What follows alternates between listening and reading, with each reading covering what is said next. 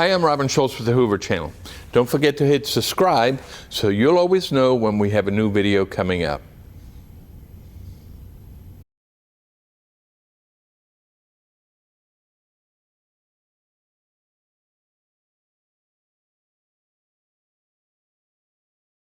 Been back.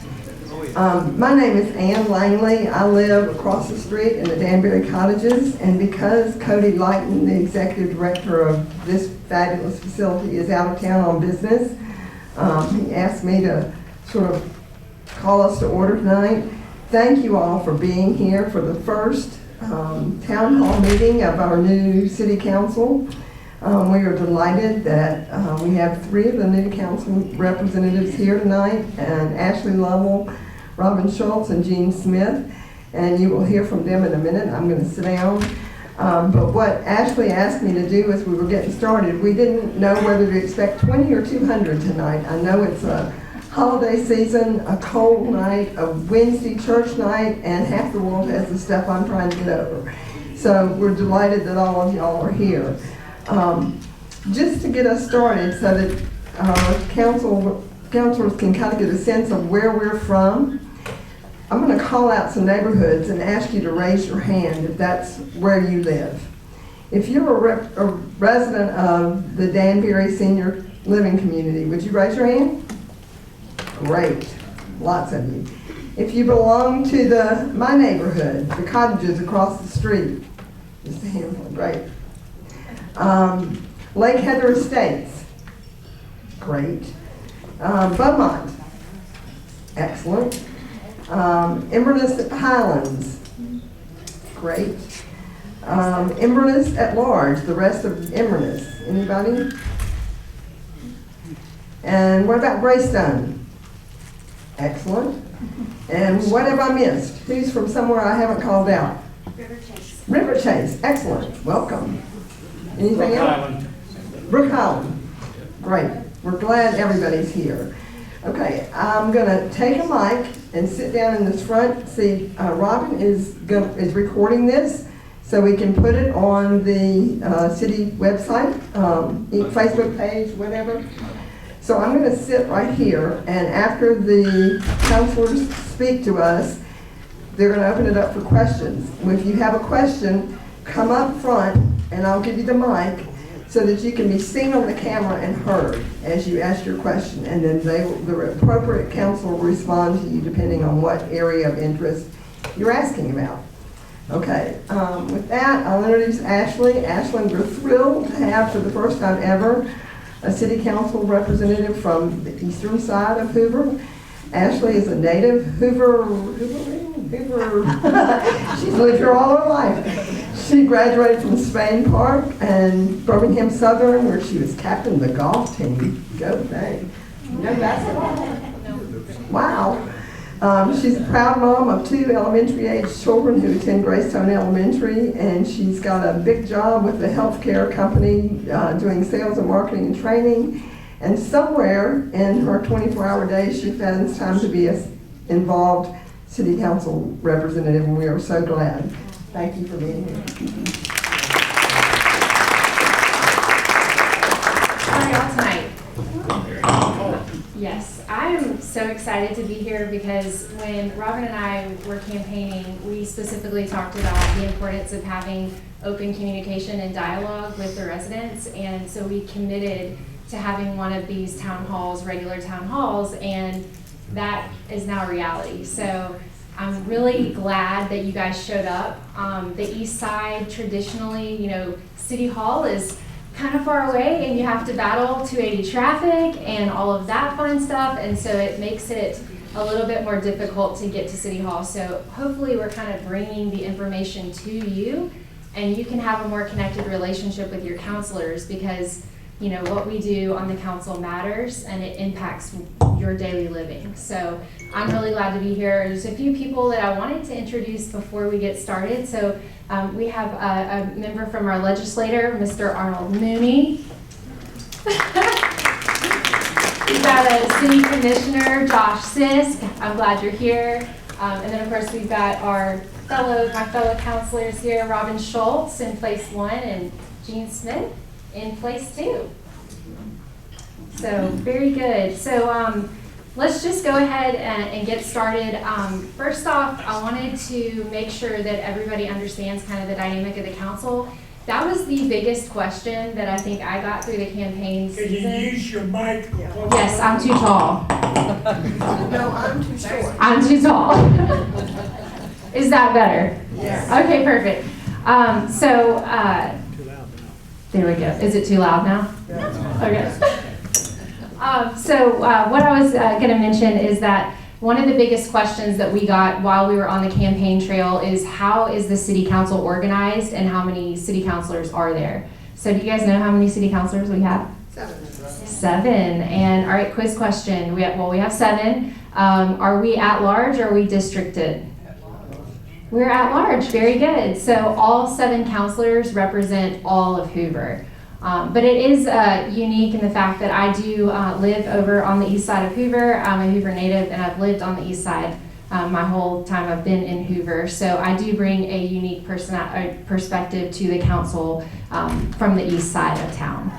And I will say that it is much easier to have a conversation about issues than it is about me and myself and asking for your vote. So I do want to thank you for your vote.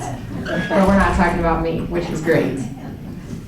Okay, so let's get started on some quick wins. Well, actually, let me list out the councilors that we have. So I'll go by place numbers, and if you guys want to jot it down or email me after the fact, I can give you everybody's name.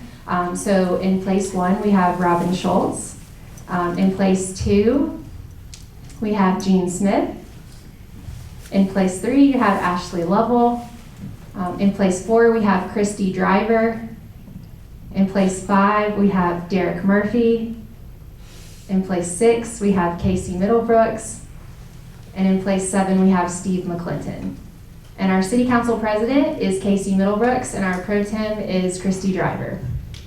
So if you want to email any of us, it is our first name, period, last name, @ and then you spell out hooveralabama.gov. So that's how you can get into touch with us. All right. So let's talk about quick wins. I'm all about starting out with some positives. So we have been in office for 4 weeks. 4 weeks, not that we're counting. And it's a 4-year term, so we've got some time to go with this term. But we've already made some big strides in transparency with the administration, and I'm excited. I know that both Jean and Robin, we all campaigned on transparency, and that's important. So the first quick win is the fact that we're even having this town hall. This is the first time that we've really had a town hall like this that I can remember. Robin's our Hoover historian, so he could tell us if there's ever been a town hall on the east side. Probably, maybe a long time ago. He's like, I'm going to answer that question. Not on the east side, but we've had several in the Bluff Park area starting in 2006. We had regular town hall meetings, which I felt was very, very important. But it was a little different in that our organization, bluffparkal.org, organized them and moderated them. They were never started by the council. We invited the council, they attended, and they spoke, so did the mayor, but it was a little different in this particular type of meeting. We are organizing the meeting. We're coming to you as opposed to you calling us out to come to you. We want to come to you and tell you what's going on. Very good. All right, so that's one of our first quick wins. So if you want to follow any information in regards to meetings like this, you can follow me on my Facebook page. It's Team Ashley, so I encourage you guys to do that. But also, another quick win is the fact that we now have a Hoover City Council Facebook page. Has anyone seen that page yet? Yes, some, maybe not. It's a neat page for a few reasons. We post a lot of important links on that page. Additionally, though, there are some agendas posted ahead of time anytime there's a meeting that's upcoming. So I know looking at the agenda is important for a lot of you guys as you're looking to see what's coming up for a vote and what's going on. But then additionally, there is a really neat recap of all the meeting that has taken place. And so you'll see just a few hours later, we'll have a recap of what went down in the meeting, the topics, what was discussed, and how things were voted. So immediate transparency from the get-go. So I do encourage you guys to check that out. Yes. Actually, my name's Meredith, and I live over in Meadowbrook. Yes. And you gave me good advice about that email correspondence. You were provided the email addresses, and you gave me good advice about how it's documented when the email is received, and you recommended that I copy. Yeah. Was it the city council? City, Remind me. yeah, city clerk's office is how you can get in touch. And then that, if you're emailing on any issue and it's coming up for a vote, it's included into the packet for the planning and zoning team as well as the council, if it makes it, its way to the council. So, yes. We also have an email address called allcitycouncil@hooveralabama.gov, which goes to the entire council, to the mayor, and to the city clerk. So that was. I didn't know that. That's brand new. Learn something new every day. It started a couple weeks ago. So again, yeah, that's another way to get a hold of us. What was it? allcitycouncil@hooveralabama.gov. Cool. I see some note takers. I'll give you a second. Facebook page. Yeah, just type in Hoover City Council. So another quick one, we have now created a link for you to sign up for public comments before a meeting even starts. So if you want to ensure that you're able to share what you have to say, you can go right to the Hoover City page and sign up and put your name and let us know where you're from. And then we have a section for public comments. We call those individuals up to come speak at the podium. So that is one way that we want to make sure we hear your voices is through that sign up link. So there's that. We also have the restoration and amendment of our meeting notes. So there were two members of the community who recognized that our meeting notes seemed incomplete and not as detailed, and that was immediately changed. So there's some wins there with our meeting notes. And then, I don't know, Robin, I'd like for you to talk for a minute about the restoration of our city council videos as well as the recording of the city council meetings and planning and zoning meetings. Yeah, basically what was happening in many of you know, in 2022, the city decided to stop streaming city council meetings. And with some pushback from the community, they started to stream just the action items. So public comments were not included in the streaming, only the action items. I started the Hoover channel in November of 2022, and we showed the entire meeting from start to finish. Then we started streaming them in 2023, and at that point the city kind of knew they were not in a good position that we were going to do it. If they didn't do it, we were going to do it. So in August of 2024, they restored the streaming of the meetings from start to finish.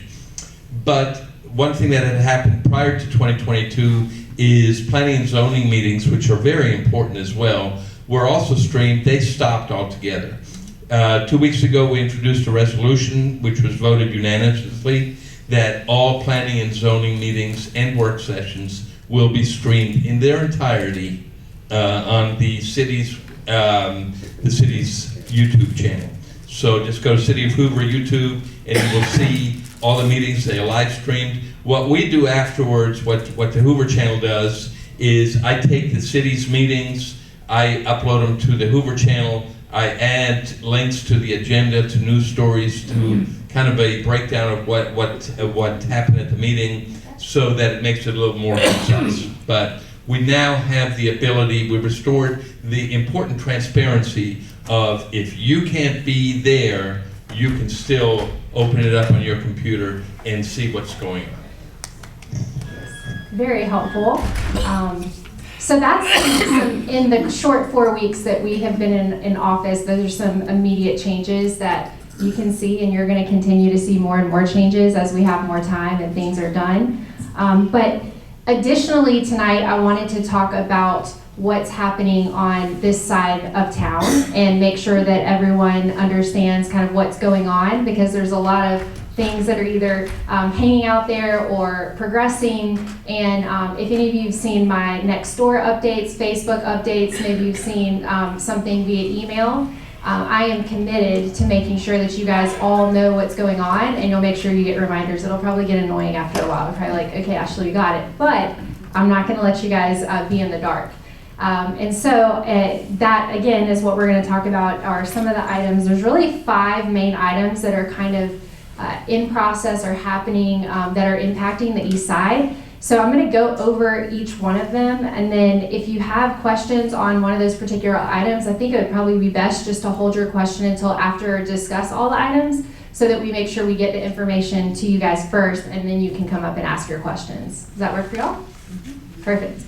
So the first one was the most recent that the Planning and Zoning Committee on Monday, December 1st, they recently voted on an item.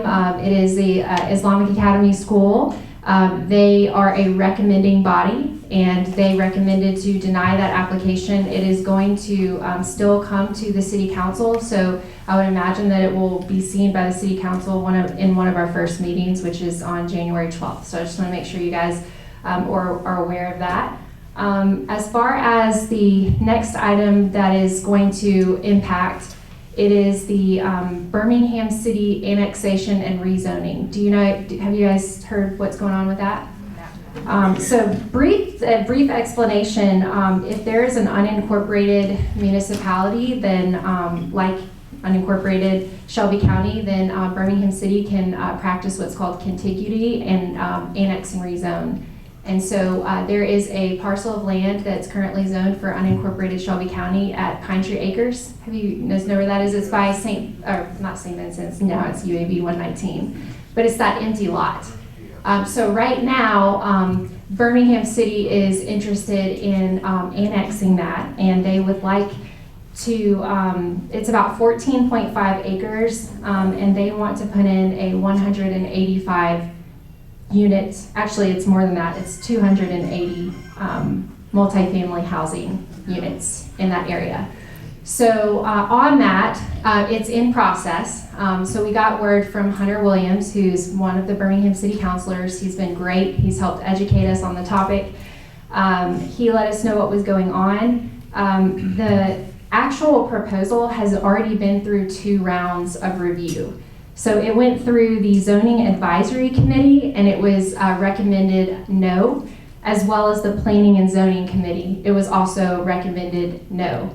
There's one more step in that process, and that is going to the Birmingham City Council. And that is coming up on Tuesday, December 9th at 9:30 in the morning. So they are going to be having a final vote on whether they're going to annex and rezone that land. So I'll keep you guys updated. I know we have some community members that are planning on attending that meeting, but that is definitely something that's going on that's very important. As far as Tattersall Park. So how many of you guys don't know what Tattersall is? I'm just curious if there's any folks out there that don't know the Tattersall Park thing. I don't know that much about it. Okay.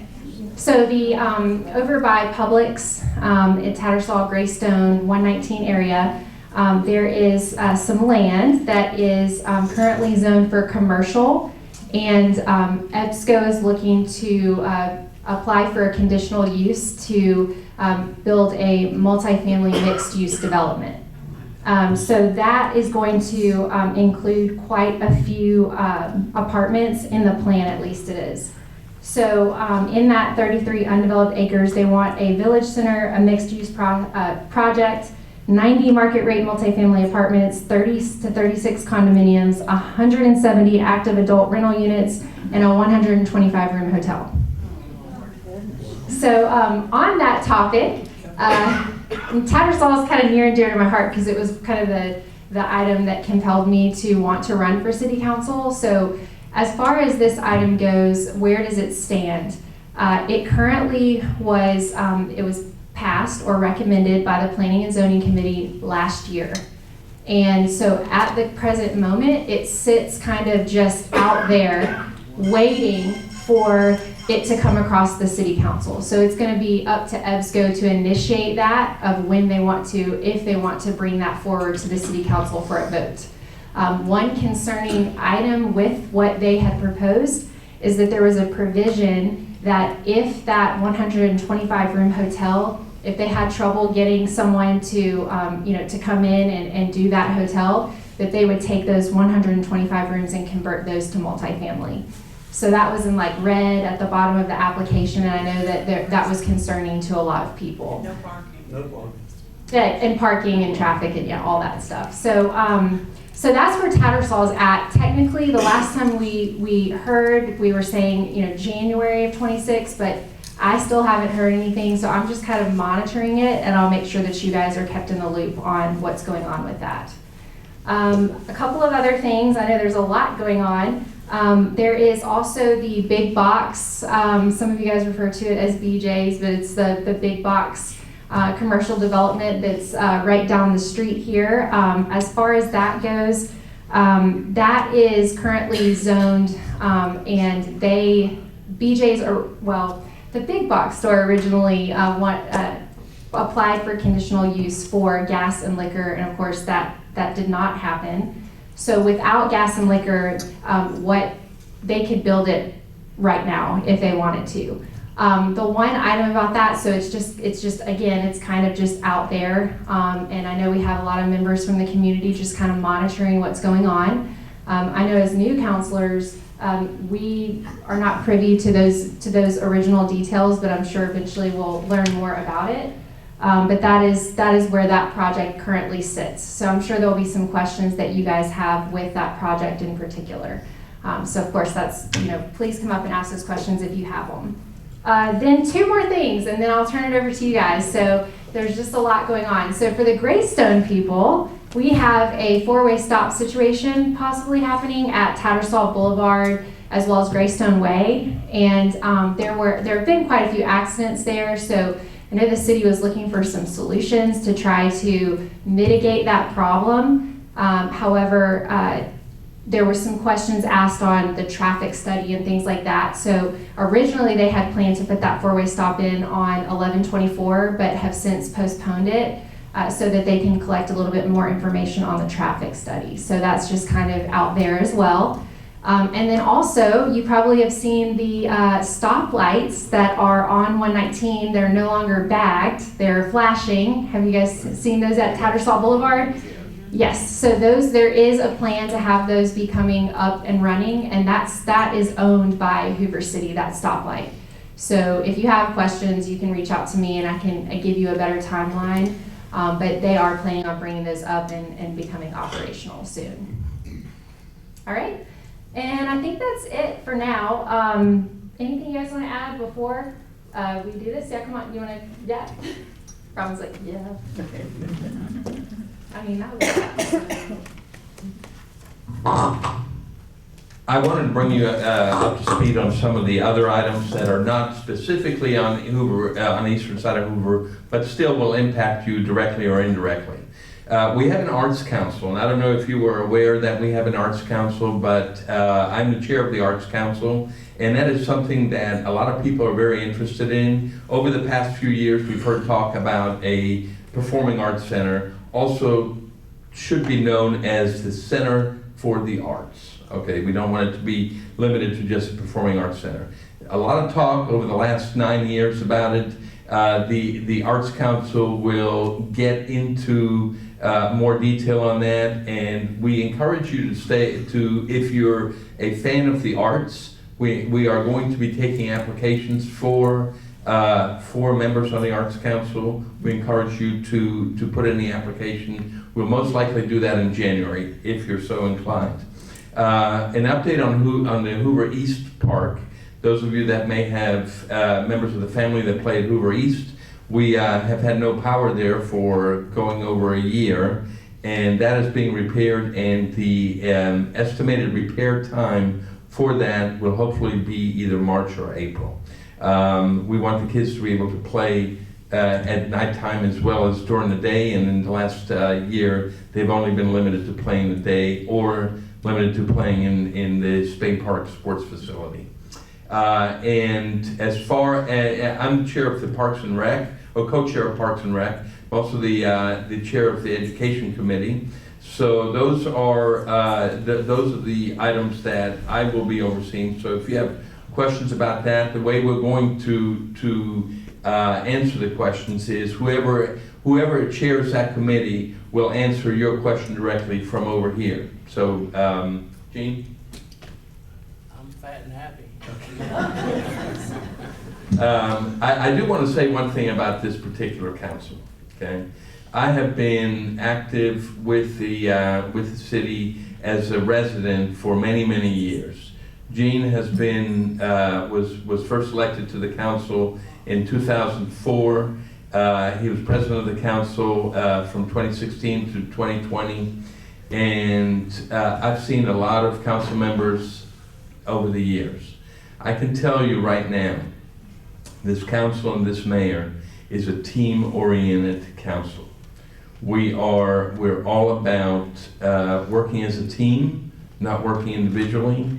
We have a tremendous relationship, and we're open and we discuss things, which is really a refreshing, that's the word I'm using right now to describe our council and our mayor. It's refreshing. It is truly, you should be very, very, it's a really, really great atmosphere that we have, and we encourage you to come to the council meetings. You will see the change there. So with that, I'll turn it over to you all, and we'll be happy to answer whatever questions you have. If you'll come up to the microphone here, and that way everybody can hear you. Just tell us who you are and what part of Hoover. Sure. Right there's the microphone. Right there. Thank you. Yes, I'm Philip Bernstein. I live in Greystone. My question. Okay, there you go. Philip Bernstein, and I live in Greystone. My question is on the 14 acres on 119 that has been recommended by city planning to not allow that development to go on, but you say now it's going to the Birmingham City Council. Can they overrule the decision by planning and zoning? And if so, do we have any rights? Thank you. I served on planning and zoning prior to being elected to the council.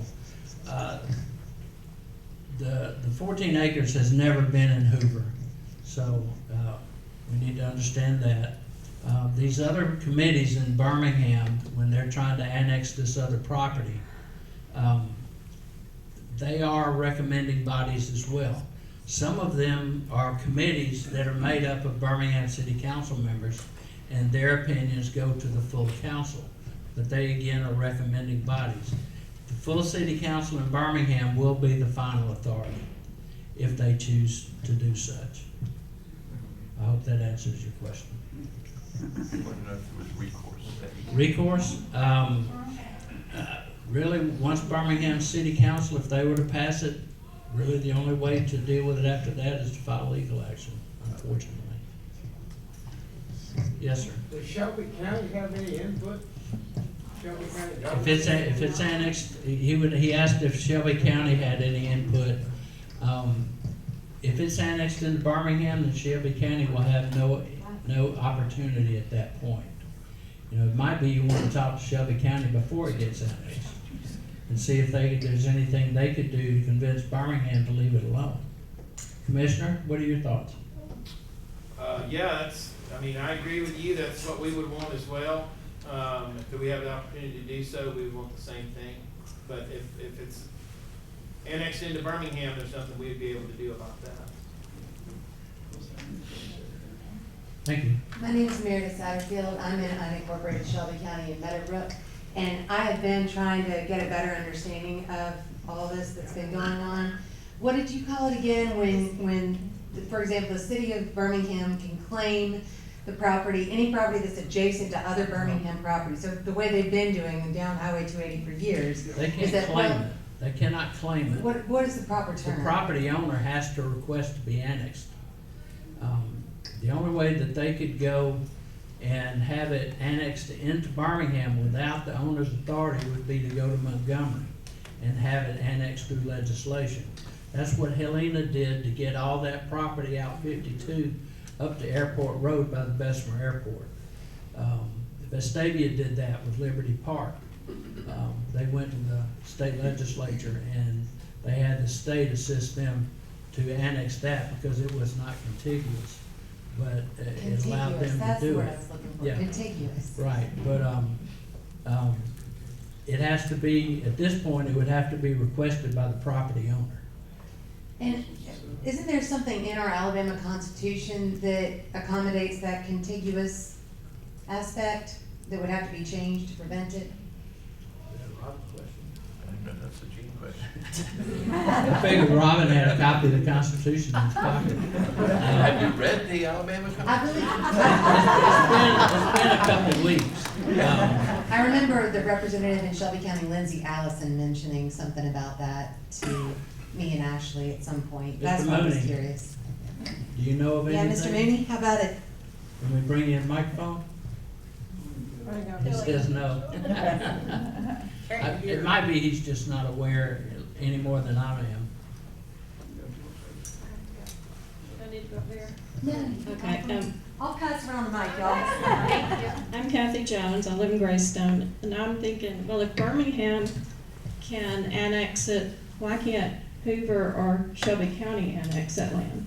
Well, for one, is it contiguous to Hoover? And the property. Yeah, and does the property owner want to come to Hoover? Has anyone talked to the property owner? I'm not aware of that. Like Ashley said, we've only been in office 4 weeks. And I'm thinking that this issue has been going on a lot longer than that. Well, this could be number 6, you could add that to your list. Jenny, the property you're speaking of is the city of Birmingham. Right. Right. Mr. Mooney says that it is contiguous to Birmingham, thus they would have to request to be annexed. The property owner would have to ask to be annexed in I Birmingham. actually have some input on that. So I heard somebody ask how. There's a small, like, a road back in that area which touches the cottages, and then the cottages touch this empty land. So that is how that is working. I think they used to call that the long lasso method of annexation back in the 70s. Yes, ma'am. I'm Susan Bernstein. I live in Greystone. I think St. Vincent's 119 belongs to Hoover. It is. So that's right next to Pine Tree Acres. So why can't Hoover take that land?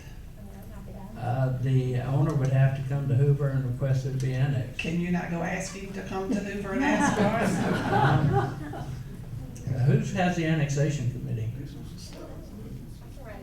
Yeah, we need to talk to the chairperson for annexation and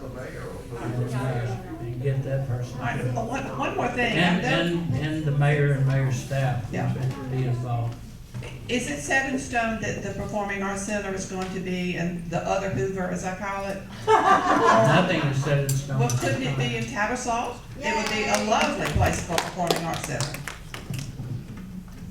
Well, there is nothing set in stone at this time, and actually, I didn't need to take over your meeting. We're a team. Any other questions on any other topics? Hi, Jim Meadows. Have you heard anything about Winn-Dixie? We heard closing? I have heard that it is closing. That would be a great place for the big box store. Is it big enough? What they're trying to do. But, you know, I had somebody tell me a little something before the meeting that I don't know if that person wants to get up and talk about it, or if that person wants to allow me to talk about it, but, yes, ma'am. Is it the city of Birmingham that gets to decide if we have a 4-way stop at Tattersall? No, it's Hoover. Hoover's deciding that? Yeah, what can we do about not getting that? So I would just email the city clerks. Yeah. I would email the city clerk's office to let them know how you feel about it, because then they will turn that over to the engineering team and the traffic engineers. And of course, you've told me that too, and I've made it clear as well. Same engineering team that won't take care of Tattersall. I will tell you that Ashley's already slowed that project down. She has greatly slowed it down. Well, you said I there's, heard the conversation. You said there were several accidents there. Yes. Who was at fault? Not the person, but what caused the accident? Was somebody didn't know how to stop at the stop sign? So it's the, I guess I think that's probably it. I'm assuming what Well, happens. there's already 2 stop signs there, so if they don't know how to stop at that, they're not gonna know how to stop at 4. I don't think I need to say anything else.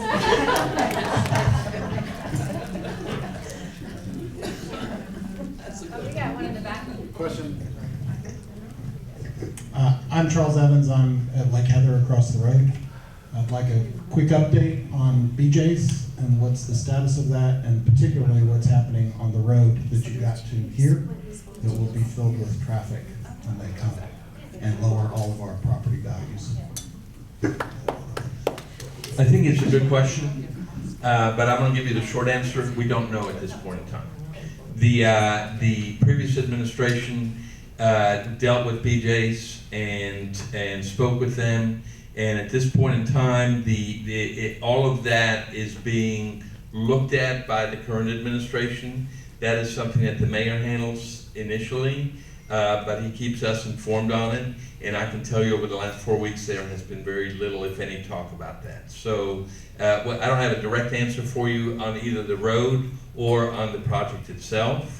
I can tell you, I was here at the last meeting that the previous mayor had, and we know how you all feel. Loud and clear. Yeah, we know how you feel, okay? We don't know yet what the status is, though. We do not feel heard. Yeah. I'd mentioned that someone had contacted me prior to my walking into the meeting. There is a rumor going around, and at this point, it's nothing but a rumor, that the developer is running short on funds. And if that is the case, then he won't have the money to develop it unless he finds another funding source. What are y'all gonna do if they come and request millions of dollars in tax incentives? That would be a conversation to be had at that time. You know, I can't promise one thing or another. I don't know what the mayor's gonna bring. It's gonna start with the mayor and his staff. And then he will bring to the council his recommendations, and then the council will determine what values, if any, to place on that. As in like 25 to 30? We've heard And I speak rumors on that as being the finance chair. Yeah, we've heard rumors of 25 to 30 million dollars worth of tax incentives. Oh, I'd heard that he had 20 years worth of tax incentives that Rocada wanted to give him. But I don't think that he'd find anything like that with this administration and council. To your knowledge, there's nothing set that's been committed to, that's No, legally ma'am. bound. No, ma'am. And there is nothing before this city council for us to even look at, much less vote on. Right.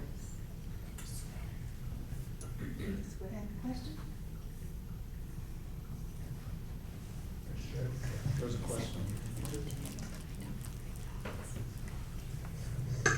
I'm Ann Hartline, and I live here at Danberry.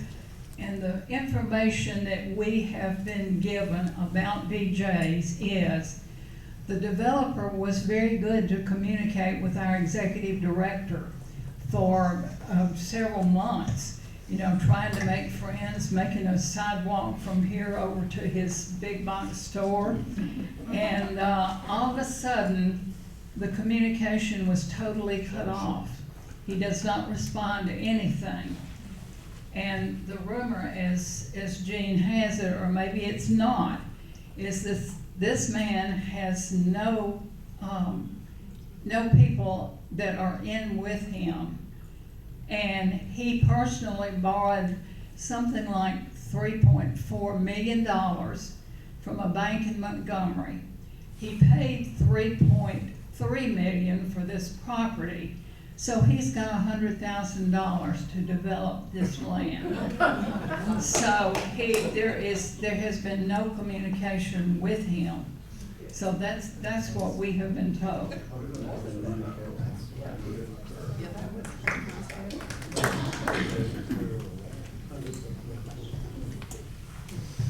Hi, I'm Teresa Meadows from Lake Heather Estates. would it benefit us residents in the area to contact the new mayor and administration and air our concerns? Because you guys are the city council, but sounds like that's going to the mayor. Should we make phone calls again? I think the answer to that is yes. Email, the emails are all looked at, okay? I get a lot of emails. I try to answer as many as I can when I get them, and so does the mayor, and so does the rest of the council. But your voice needs to be heard. It is something that, when I received emails about the school, my response to those emails was, they're planning and zoning, show up to the planning and zoning meeting, make your voice heard, okay? By talking about it and not making your voice heard, that's really not letting us know how you feel. And for the most part, when we get a particular item that people are for or against, it seems to be a preponderance of one way or the other. But I don't know, Gene doesn't know, Ashley doesn't know, the mayor doesn't know how you feel unless you send us an email. And again, we try to respond to every email, and because it's important. And in my whole time of being a resident who was active on certain things, I let them know, okay? I let them know, and now I'm on the other side, and I want you to let me know how you feel. I want you all to let us know how you feel, because that's what this whole thing is about, is the residents letting us know how you feel, because that's what our job is. That new email address that y'all referenced, Okay, yes, it goes to him. the new email address that y'all referenced that was just created, that would send it to the entire council and the mayor and everything. Right. Would y'all please post it on the Team Ashley Facebook page and the Hoover City Council page? Yes. So that we can have that as a point of reference. Perfect. One follow-up to your question, you're on the zoning committee. Last meeting we were at, we understand that this area is zoned as commercial, and back in 1970 or 1975. How do you go about the process of rezoning It was residential. where it's residential? I'm not on zoning, I'm not the council liaison, but Gene, you want to take that? I did that for about 4.5 years. Once again, that would have to come from the property owner. I know that the mayor is working on retail blight. I know y'all got some over here in some of your shopping centers. I know he talks about River Chase Galleria and Patton Creek, but we know that there are issues over here as well. And the loss of the Winn-Dixie is going to be a big sore spot as well. And collectively, the city is going to do everything we can. The mayor is going to be very aggressive, working on trying to find people to fill these empty spots around the city, like with the Galleria. Previous mayor, he was waiting for people to call him, come meet with him. Mayor Durzis, he's told the owners, I'm willing to get on a plane and come see you in your office in Chicago or wherever you are. He's already met with the owners of the Galleria. Patton Creek hasn't been quite as easy to speak to at this point, but they'll come around. You know, he did a great job for 20 years as police chief. They're going to learn that he's going to be able to do a great job as mayor as well. I kind of want to follow up to your question, though. One thing is, we have an item coming up on Monday's council meeting, which will be a developer has asked for a parcel of land to be rezoned. That goes in front of planning and zoning first. Then they make a recommendation whether or not to approve that. Then it comes to us and we make the decision whether or not to approve that. So anything like that where if you want this to be rezoned to residential, okay, the landowner, the property owner would have to be the one that makes that request. It cannot be the residents that want to have a particular area rezoned. It has to be the property owner. And we get a lot of those over the years. It's a very interesting process, but it starts with the landowner. Hi, I'm David Banning. I live in Beaumont.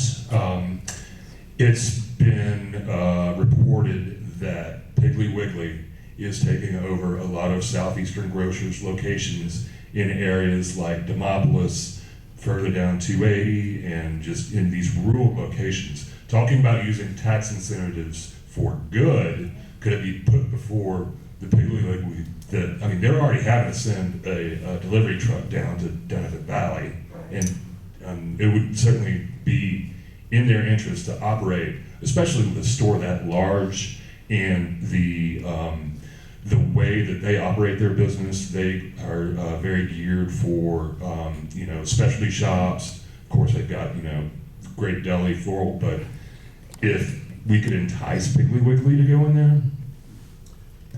Let me address that one real quick. We had a Piggly Wiggly in Bluff Park that was going to close. And the reason it was going to close is because the property owner, the landlord, did not keep up the store. Not the store itself, but and we have a post office there that's been closed since June of last year because of mold infestation.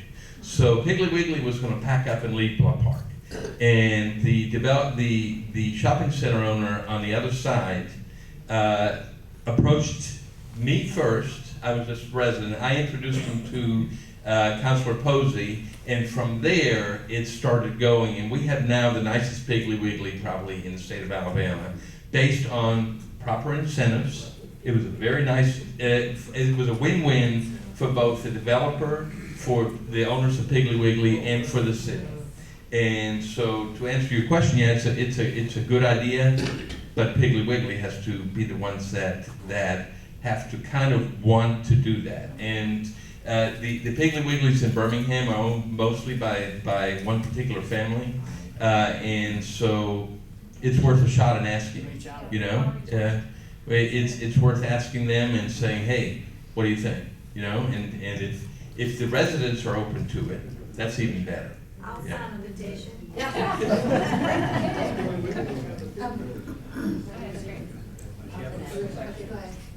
Just a minute. I'll bring you the microphone in just a minute because she has a question.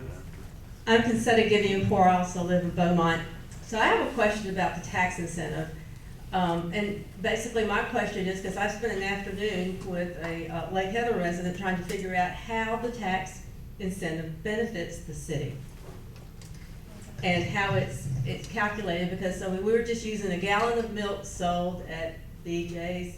Is a gallon of milk not sold at Walmart? So it's just moving the sales. And that it seemed to me that the benefit would have to come from people who come outside of the city of Hoover, in like Harpersville, not shop there, and instead shop here. So let's use the Piggly Wiggly example, okay, that we just brought up. That Piggly Wiggly is receiving, the developer paid for building that Piggly Wiggly, okay? They spent a lot of money in building it. So what is their incentive in doing that? Okay, the incentive is that they get a tax rebate for a period of time. It's a number of years that they get a tax rebate. And so the tax rebate is, let's say, 50% of the city's share of the sales tax. For argument's sake, we'll say that, okay? So for let's say for 10 years. So for the next 10 years, they're going to get a rebate of that sales tax rebate. Let's suppose, for argument's sake, that the store doesn't do well, okay? But the city's not out anything, because all they are doing is they're giving a rebate of the sales tax. The developer is taking all the risk on that, and the city is rewarding, if you want to use that word, the developer for adding something to it. We have an intersection in Morgan Road and South Shades Crest Road. Horrible intersection in Hoover. Horrible. Publix built a shopping center there. The developer paid to have that intersection. It's one of the nicest intersections today, if you can if there's such a thing as a nice intersection. But he paid all of it to have that redone. He's getting a tax rebate on that. So that is how they work. It's not a question of who's paying in, it's just a question of that the developer, the people that took the risk on it, are receiving an incentive from the city. I get it. So the city benefits from the infrastructure the developer Correct. puts in. Right. Got it.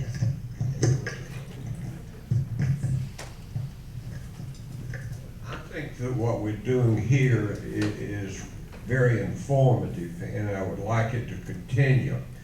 But in continuation, why not have the request that the mayor be at these meetings?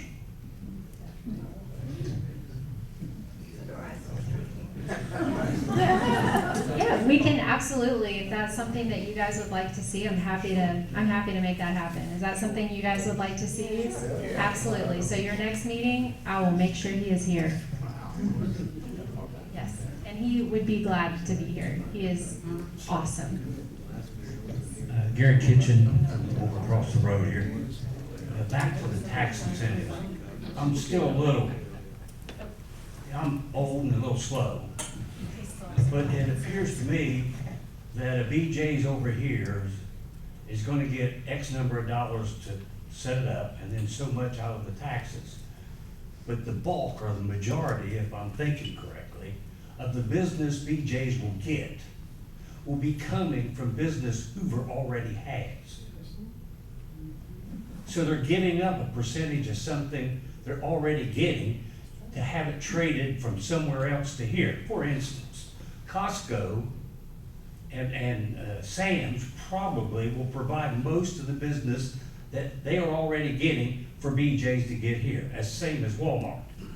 So the reality is it doesn't make good sense for Hoover financially to finance an operation and help them with tax incentives for business they already have. That's right. Now, I'm a little slow, but I think that's kind of the way it is. So, I understand where you're coming from and I understand what you're saying, but let's say that I'm a landowner and let's say that I have $3.4 million, okay? And I bought a piece of property for $3.3 million, okay? I'm entitled to build a store there, okay? I am entitled to do that. As far as the incentives are concerned, that's not something that you can just walk into City Hall and say, I want X number of dollars, okay? It's not the way it works. It is looked at, and it's looked at by several departments to see, does it benefit the city, okay? And so with Costco, Costco is our #1 sales tax business in the City of Hoover. They raise more sales tax dollars than any other business in Hoover. Now Costco is opening up a store in Irondale. And so that's going to draw some business away from Hoover. Because the people that are coming from the eastern part, Pell City and those places, they're not going to drive all the way to Hoover, they're going to go to Irondale. But in speaking to people at Costco, our business will go down for approximately 2 years, and then it'll start going up again because who here is a member of Costco? Who likes going on Sundays?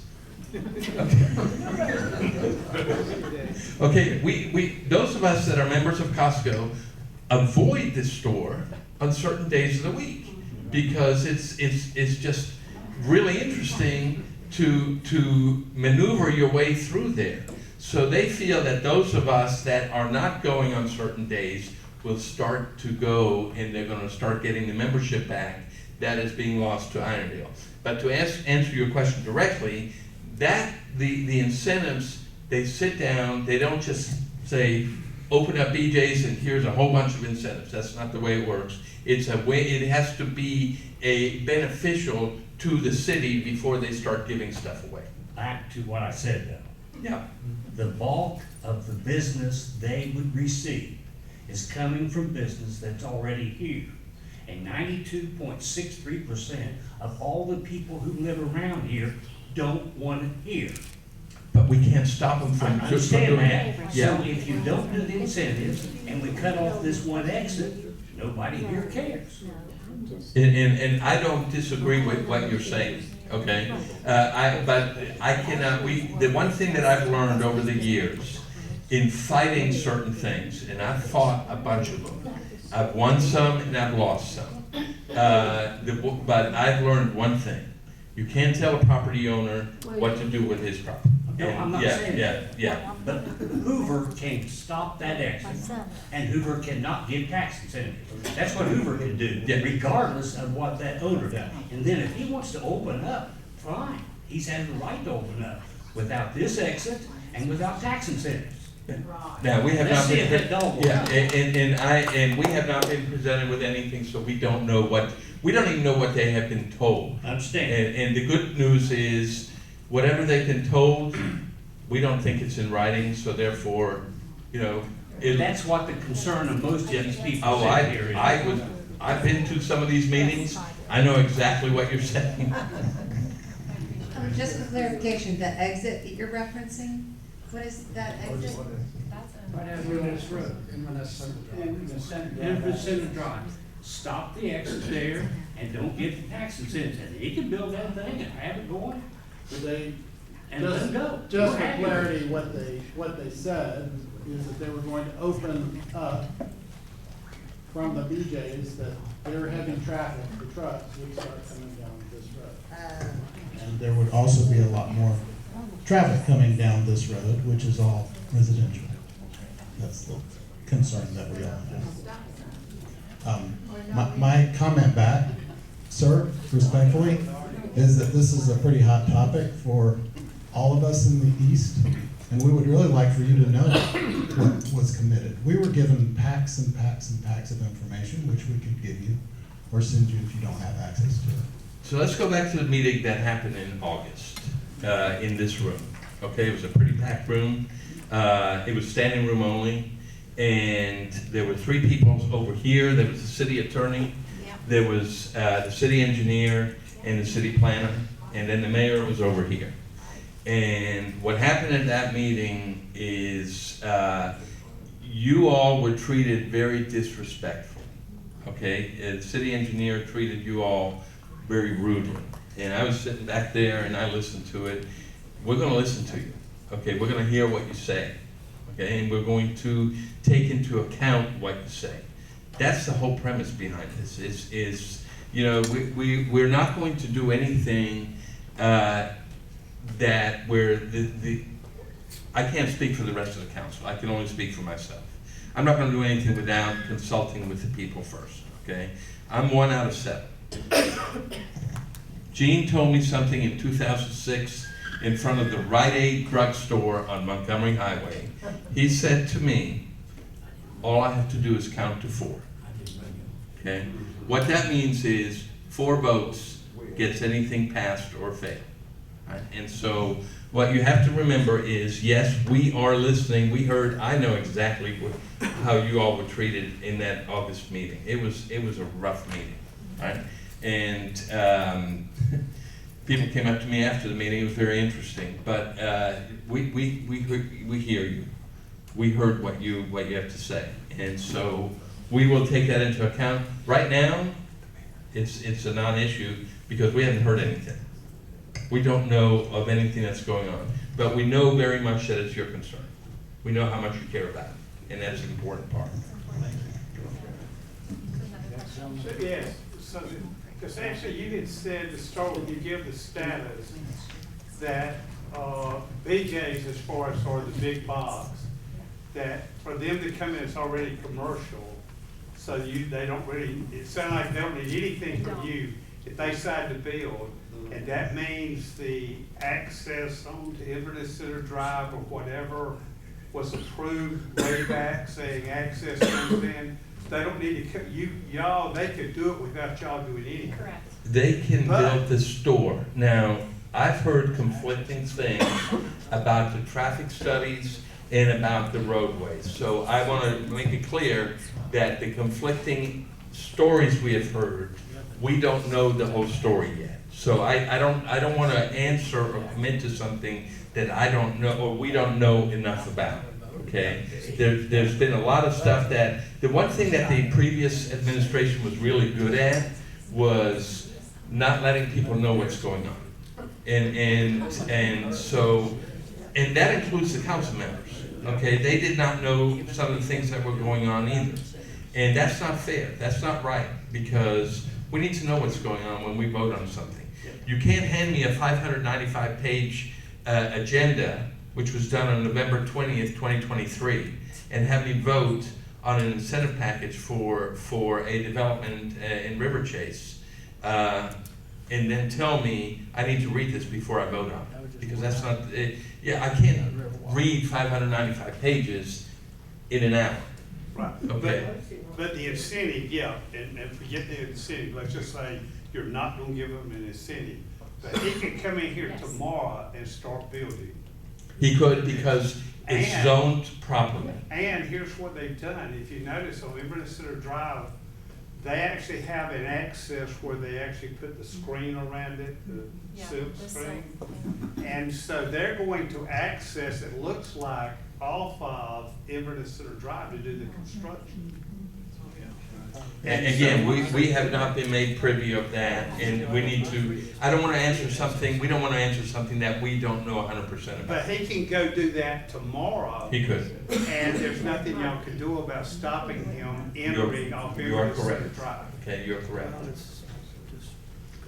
My name is David Robson. I live across the road in Inverness. And I've been against this development for 5 years. I've attended multiple meetings.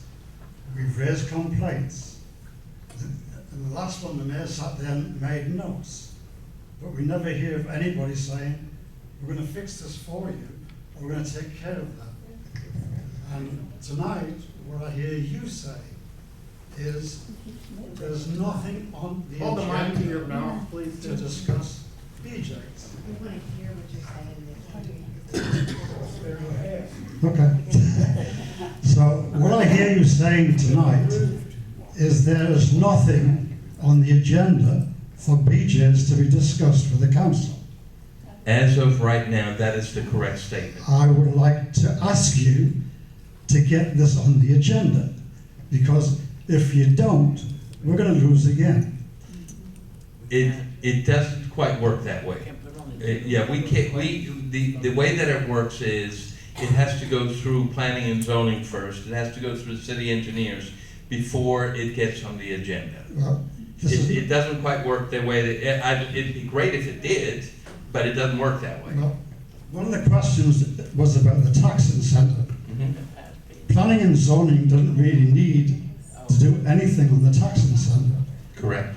At the last town hall meeting, at the last council meeting, it was supposed to be addressed at that meeting, but was taken off the agenda. So I'm sorry, what was on the agenda and what was taken the off? tax incentive For what?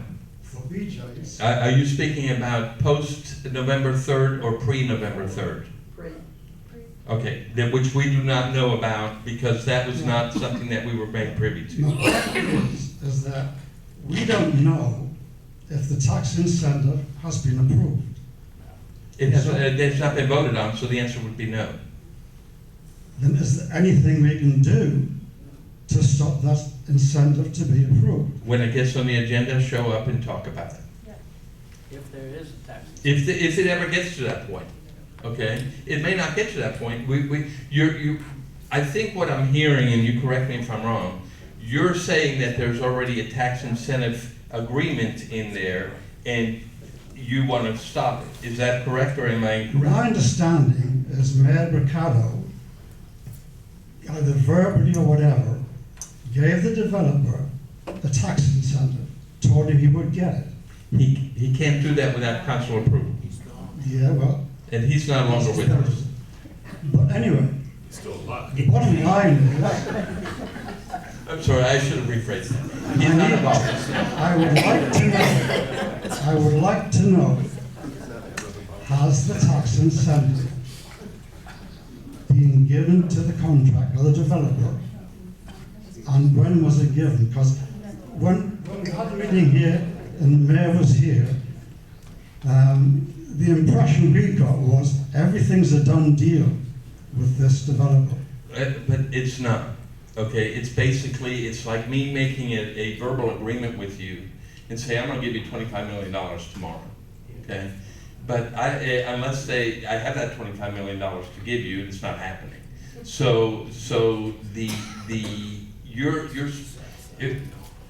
nothing has gone in front of a city council, whether it's the current one or the previous one, to give incentives. The mayor can promise things all day long. Okay, he can promise things all day long. The holder of the purse strings is the council. Okay, and so therefore, you know, he can come to you and say, I'm going to promise you I will do X, but unless the council approves it, it's not happening. That's the beauty of this whole entire system, is the mayor can make a promise, but the council has to approve that promise. Okay, and so that's where we are right now with this thing. Well, that being the case, I wrote to Ashley earlier on about the tax incentive, and I would like prior notification as to when this is going to come up in the council meeting. We don't know the answer to that. No, you will at some time. So I'm asking Ashley to let me know. Yeah. We will announce it. We will. Ashley is superb at getting the word out. I'm pretty superb at getting the word out, and so we will let you know when these things come up, and you will know far ahead of time when these things come up, so that when you show up at City Hall to say we're not interested in this, your voice will be heard. Okay. We're not gonna pull put something past it without you knowing. Yes, I want to do it, please. Okay, somebody wants to speak about 2 bites of the apple. No, I just wanted to say, I remember you speaking about this at the council meeting and being abruptly cut off in the middle of a very valid point. So we've actually added a minute to the public comments, so 4 minutes now. But additionally, if you are still trying to finish your point, we will hear it. So just wanted to add that. You will not be cut off. And side note, isn't it transparency is one of the main points of focus for the new city council? Yes. Is that correct? Correct. And I would like to say that there will be 2 bites at the apple for you, the community, because it still has to go back before planning and zoning. If he tries to get incentives. And if the city or the mayor were to agree to any incentives, planning and zoning would have to vote it before the council would ever get it. They would have to vote it whether up or down, then it would come to the city council, and then we would hear it again, and then we could change it, we could kill it, or we could approve it, you know, depending on what the agreement is. Now, I understand that Mayor Brocado's agreement was pretty stiff in favor of the development, and but that's no longer on the table. Mayor Brocado is out of office, and the president of the council that was working on that with Mayor Brocado is no longer on the council, and so everything's anew. It's like it's day 1 or day 0, and everything's starting new with everything with this city council. I don't know much of anything that has carried over from the last council to this council. As far as planning and zoning, we would have already heard that within our first 2 meetings. So in that case, if that's true, then everything that's going to come before us going forward is brand new to us and the community.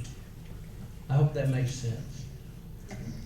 My concern is the promises that Mayor Brocado made to this developer. Last time I spoke to him, he said, if we change them, the city council will get sued. They no longer exist. Yeah. They were never on paper and they were never voted by the council. They no longer exist if they were on paper. And I have to ask about your accent. Is that Chilton County or?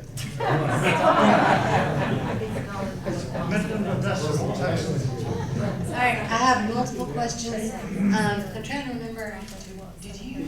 I'm trying to go in order of the raised hands. Mine's just kind of a follow-on. It's like, how can we be preventative about having the traffic down this road?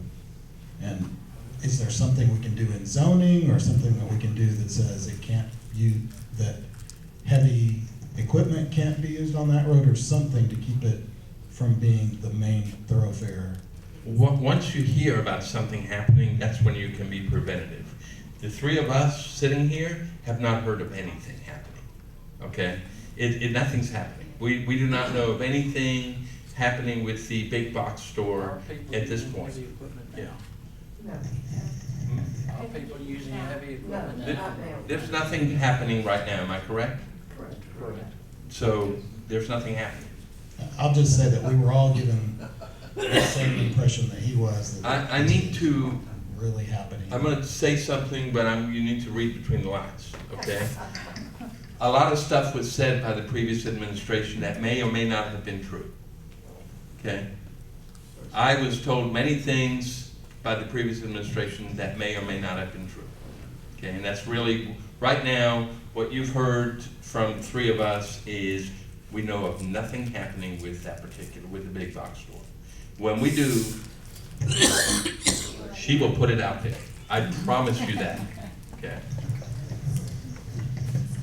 So Ashley, will you post when it goes to zoning? Are we able to go to a zoning meeting? Yeah. Please go. And it'll be So I think streamed. that's kind of where a lot of us need to get to, because it's Inverness Center Drive that we're all concerned If about. you get a chance, invest 2 hours and 4 minutes into watching Monday's planning and zoning Yes. meeting. It's on the Hoover channel, okay? And on my page. Watch that meeting, and that'll answer your question as to what you can do about things like this. Because I know several of us had called Shelby County. Shelby County will not allow the big box to go in if the entrance is only on Valleydale, because I spoke with Shelby County myself. And so it's basically City of Hoover that once it gets on Inverness Center Drive, that's City of Hoover. And they've already done a cutout, which they said was already there, which was not already there. So there's a fake cutout where that traffic is gonna go in and out. So I guess zoning is, Yeah. we'll watch the Monday night. Yes, but I'll let. So we had a meeting, representatives from all the communities that touch Inverness Center Drive, had a meeting at the clubhouse at the cottages several months ago with the Shelby County manager, the Shelby County planner, the Shelby County traffic engineer, and Josh Sisk, our Shelby County commissioner. And they told us, when the big box, what I'm giving you is something that has allayed my anxiety, okay? My bedroom backs up to Inverness Center Drive. I don't want those things on, I mean, I can hear enough already.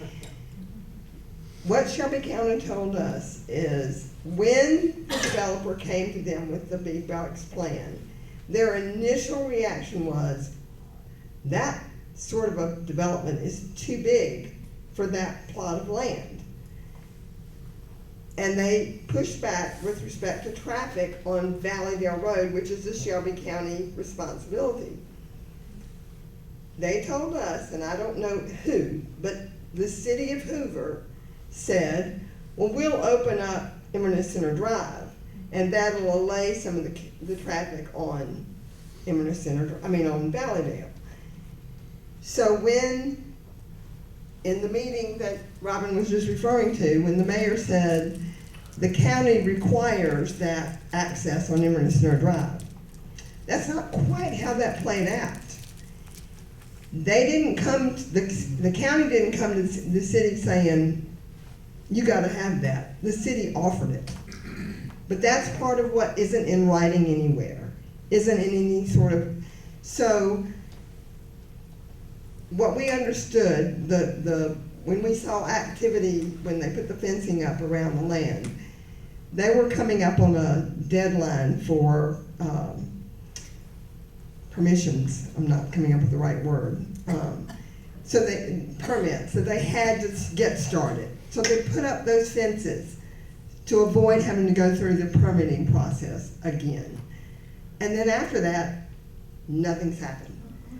The BJ's that's going in Alabaster, the same developer is doing that. He started that, he got approval from the city of Alabaster, and if my memory is right, 2016. He's just now building it.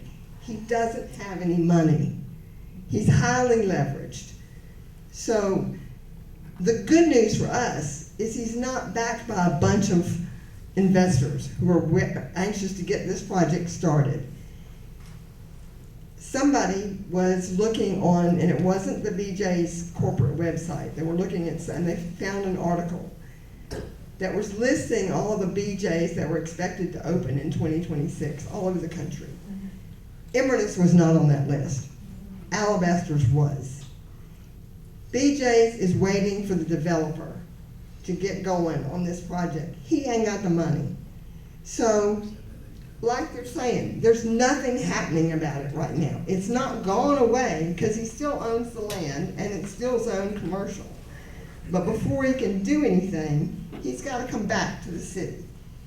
The city knows how we feel. That's the comfort I have when I go to bed at night. Nice. Thank you. I have a question. Actually, this is a question for you because you began to tell me about the situation in River Chase, that 7-point-acre piece of land in River Chase off of 900 Concourse Parkway and River Chase Parkway East. You began to tell me that that is an area that the Hoover Planning and Zoning Commission has already approved. Not yet? That's correct. But there's a possibility that that land might be for some kind of community center. Can you tell me what kind of community center that might be? I'm gonna let Robin take this. I'm very concerned because I live right across the. So that item will be on the agenda for us to vote on Monday, okay? This coming Monday. We are voting on rezoning a parcel of land from industrial to commercial. We have been told that there is going to be some sort of a community center on that land, but we know nothing beyond that. So what we are voting on is, we're not voting on a community center, we're voting on rezoning a parcel of land from industrial to commercial. If it gets rezoned to commercial, then the individual who would like to build whatever they want to build on there, at that point they will have to go in front of planning and zoning again and say, we would like to build whatever, a widget factory on there. And they have to get a conditional use, okay, which is what happened on Monday, okay? And so they have to get a conditional use approval by planning and zoning, and then it has to go the process, and it goes back to the council. But step one has to be, it has to be rezoned first, okay? And the reason that they approved it is, the reason planning and zoning approved it, they didn't approve what was going on there. They approved the rezoning because they like to have everything contiguous. That's a beautiful word we've been using tonight. You have a sliver of land there that is industrial and the rest of it is commercial. And we've gone through that before in the City of Hoover. We're in residential areas, and so that's what we're voting on Monday. We're not voting on a community center. Okay, so but after that meeting, will you know more what kind of a center it will be? Yeah. Like? Then the developer will say, hey, we would like to do whatever. And I'm not voting on something that I don't know what's going in there. Yes. And so My concern is another Islamic center. Is that even? we do not know what is going to be there. But we will know, the community will know. You will most definitely know, just like you knew about the school. Okay, you will be informed, and at that point, if it is whatever, if you don't like widget factories, and if that's what they want to build, you can come out and say, I don't like widgets. Okay. We went to the planning and zoning meeting this past week about the Islamic Center. And I was really excited about one of the reasons they did not approve it. And that was because they talked about making this a tech center with restaurants and shops. And I think that is a great idea if the city can bring that forward. That's based on the comprehensive plan that was voted on in 2019. We did not have a comprehensive plan prior to 2016. And that was a big item that was campaigned on in 2016. And so they put that together. It was used community input as well as focus groups and things like that. And so that comprehensive plan was voted on in 2019. It is a guideline for what the city should do and for planning and zoning on what they expect for certain parts. That particular part is a tech center, and so as you described it, that's the way it's yeah. And I do want to add is that to the council, as well as the mayor, economic development is one of our top priorities. And that is evidenced in the most recent, we had a reorganization. You may have seen the article where we've now taken the economic development and turned it into a department head type position. So we're automatically very serious about the outside sales mentality. We want to attract the business. We're not just going to sit around and wait for it to come to us. Which goes against what Mr. Gambino said the other night, that it wouldn't happen. Use the mic, please. Nobody's going to just wait around. Yeah. So then there's. But you also heard what Mr. McCloy said, and he was. It was very refreshing to hear what he had to say. Yeah.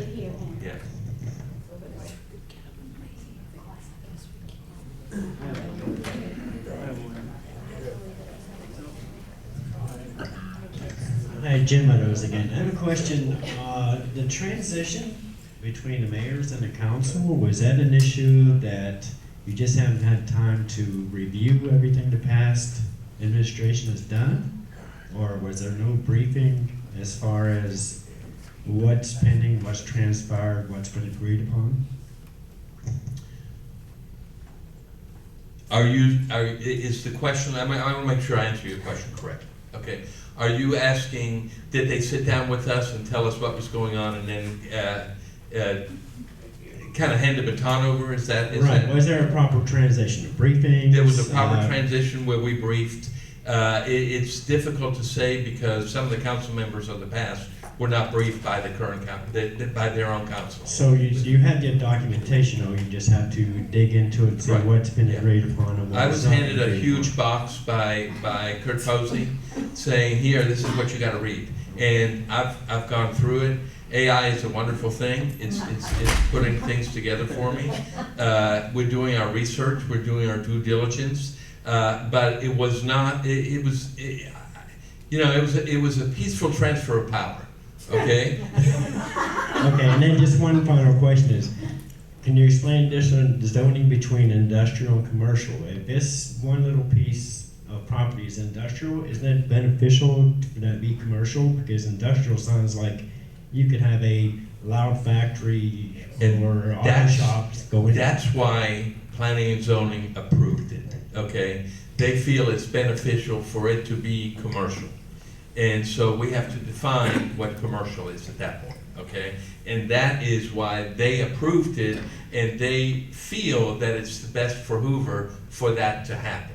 And so, yeah, we have a lot of areas in Hoover that are zoned industrial that it just wouldn't make no sense to put industrial in there. And a lot of those have been rezoned. All right, folks. We have one last question in the back. Yeah, I'm Debbie Shepherd from across the street. What is the likelihood?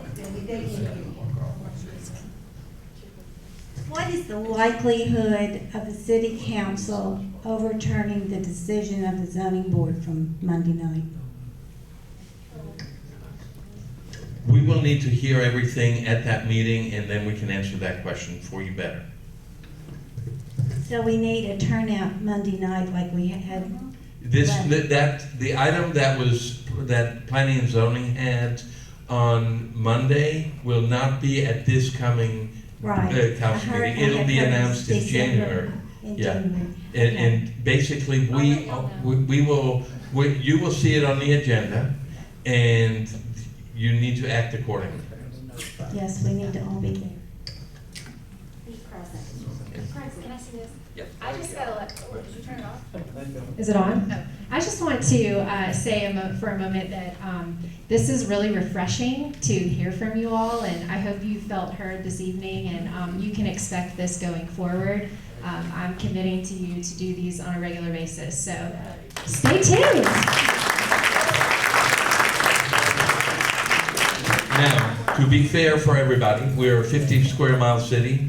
The next meeting that we have planned will be sometime in February. We're not going to schedule them. We're going to have regular meetings. That way, and so the next one we have, will be at Shades Crest Baptist Church in Bluff Park. Okay, everybody's invited. We have plenty of seating there. But that is what our intention is. Ashley and I campaigned on that. Gene jumped on board. He feels just like we do. So we like seeing you come out, and we'll answer the questions for you. And I'll bring the mayor next time. One thing I would like to bring up, everybody talks about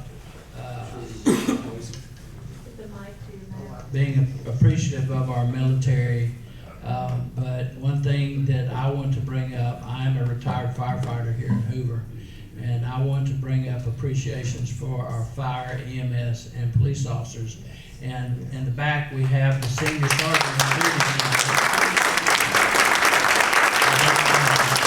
I think he was interested enough that he wanted to come listen as well. I live here too. Yeah, he lives in the city as well. And we want to let him know that we appreciate he and all those that work with the Hoover Police Department. That's it. All right, thank you. That's it, guys. Thanks.